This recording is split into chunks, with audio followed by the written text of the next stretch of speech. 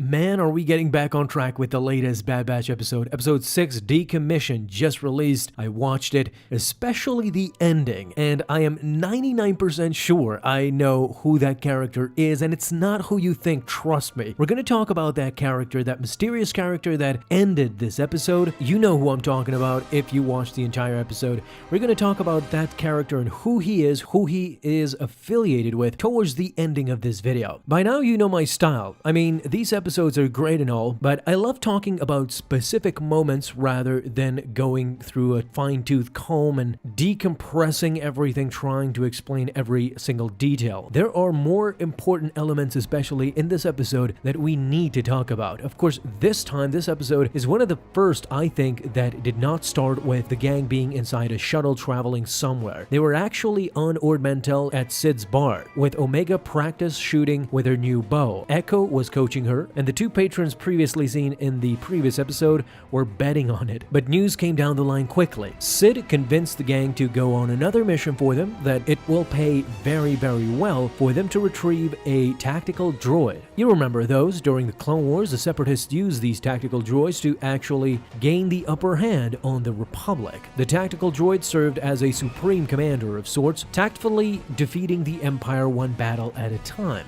Or at least that's what they wanted to believe. Reluctantly, the gang accepts, and the mission sends them to Corellia. What is interesting about this aspect is that in the latest Darth Vader number 12 comic that released days ago, we actually in that comic see Darth Vader going to Corellia for the first time in canon. There he is pursuing the Millennium Falcon and Han Solo when he was not frozen in carbonite, of course. We actually get to see a shipyard filled with YT freighters similar to the Millennium Falcon.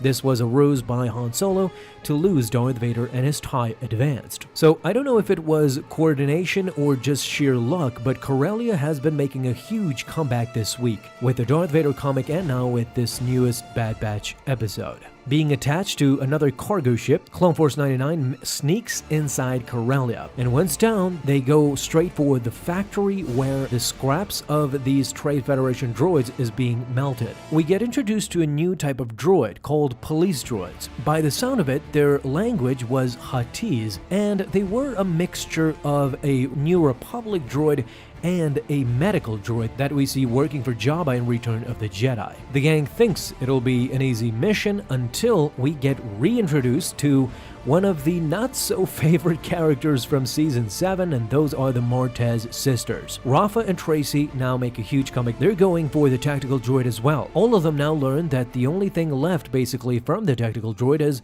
its head, but essentially that's all you need, the brains of it. In a struggle between Rafa and Omega, Omega accidentally shoots the bow into the sensitive area of the factory, the wall, and subsequently quarantines the whole place, shuts it down. This ensues a huge battle between the police droids and the gang. Having no other choice, the Martez sisters, together with the Bad Batch, combine their forces and are now fighting for survival. In fact, there is a moment there when Omega gets trapped into the conveyor belt and almost gets killed, melted down together with the scrap, until Tracy makes the right choice, comes back and saves Omega from certain death. Tracy also wins the battle for the head of the tactical droid. Although, as Hunter put it, it is not important right now. What's important is to get out with our lives. Two things during this commotion. There is a little joke that basically took me out of the series. It was so 1990s.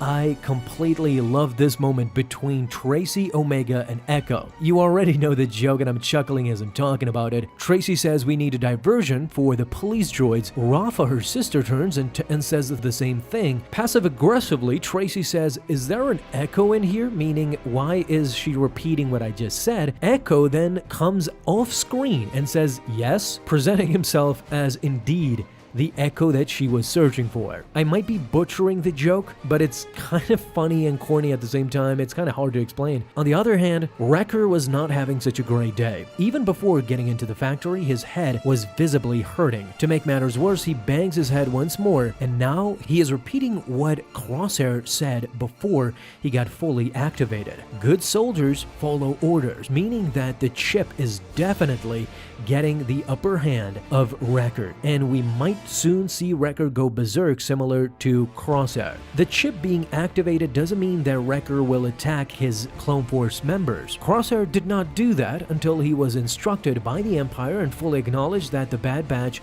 Clone Force 99, his brothers, had betrayed the Empire. Wrecker might not be so against his compatriots, but this is sort of a hint that we might run into a Jedi really soon, and to me it is unquestionable that it will be Ahsoka. Since we see them teaming up with Rex ultimately, I think Ahsoka will play a huge part as well. I don't think we're at that point where Ahsoka and Rex have completely separated and went into their own ways. In the end, Tracy has the idea of activating the Trade Federation droids, meaning B-1 and Super Battle droids, to actually attack the personnel police droids guarding the factory. Echo does manage to do this and actually implement his own program into the brain of this tactical droid in order to not attack the clones as they were originally programmed, but attack the police droids. Once he copies his program into the brain, we later find out that in this data stick he also copied the entirety of this tactical droid. And lo and behold, once they activate the droids, it is indeed so. Echo even makes a comment that he never thought the battle droids would be on their side helping them. Dave Filoni, of course, never ceases to amaze us. He always has a bag of tricks, and this time it was nostalgia, because we got so much Clone Wars nostalgia, Clone Wars feels from this,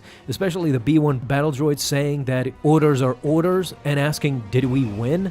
It makes you honestly think about the good old days, the Clone Wars days, similar to the Bad Batch. I think that's an amalgamy of this show especially. The good old days are done and now we're in the dark times. Unfortunately for the gang and the Morta sisters, the head of the tactical droid gets blown up. And once they escape the factory, now they go their separate ways, but before they do that, Rafa explains that their employer, who wanted the tactical droid for himself, is going to use it for good against the Empire. They want to fight against the oppression. Therefore, Hunter does the right thing. The data stick that Tech used to copy the data from the tactical droid, he gives it to Rafa, to the Morta sisters, to send to their client and to use it for good against the Empire. Here's the thing though, this is a misdirection, I think, and there are plenty of clues to suggest that this isn't a rebellion thing. This isn't the Rebel Alliance or Ahsoka or Bail Organa, anything like that. As you may well know, R7, who is speculated to be Ahsoka's droid, he patches them through to their client, who they refer to as he. Now we, the audience, just see a holographic image of a shoulder. We can kind of see the clothing, but we are led to believe that this is either Captain Rex, Ahsoka, or even Bail Organa, somebody affiliated with the start of the Rebel Alliance. The problem with this though is that this is a perfect lead-in to a bait and switch. When Rafa says they are working for people trying to fight the Empire, we are obviously meant to think that this is the Rebel Alliance, but it might actually be the Crimson Dawn. Hear me out. Maul said that he wanted to resist anything that has to do with Sheev Palpatine rule. He knows Darth Sidious will completely change the way the Republic was, and this means trouble for Maul even during his Republic battles. The Empire will definitely crush Darth Maul and his criminal syndicate, more so when Palpatine knows that his former apprentice is trying to make an empire of his own, a criminal empire. So maybe that's what Crimson Dawn is doing at this point in the timeline after Order 66. This hologram is probably Dryden Voss. You remember the boss that Kira was working for in Solo: A Star Wars Story. In the Clone Wars, it is also mentioned that there was some rivalry between the Pikes and the Crimson Dawn. I wouldn't be surprised if they wanted to be one step ahead over the Pikes. Also, remember this, Kira, who works for the Crimson Dawn, for Dryden Voss, and for Darth Maul,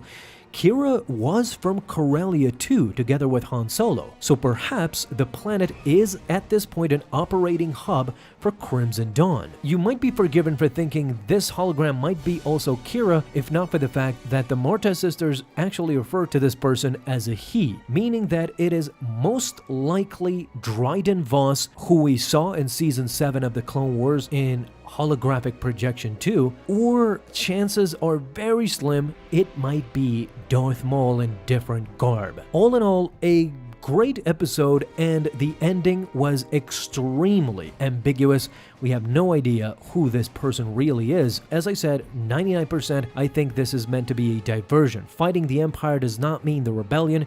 It could be the Crimson Dawn at this point. The conflict is very new. Talk to me down below though, who do you think this client really is? Thank you guys so much for watching this video, and if you enjoyed, leave a thumbs up as well. Subscribe for dailies. Now you have an awesome day, Star Wars fans. I'll see you in the next video, and may the Force be with you. Until then.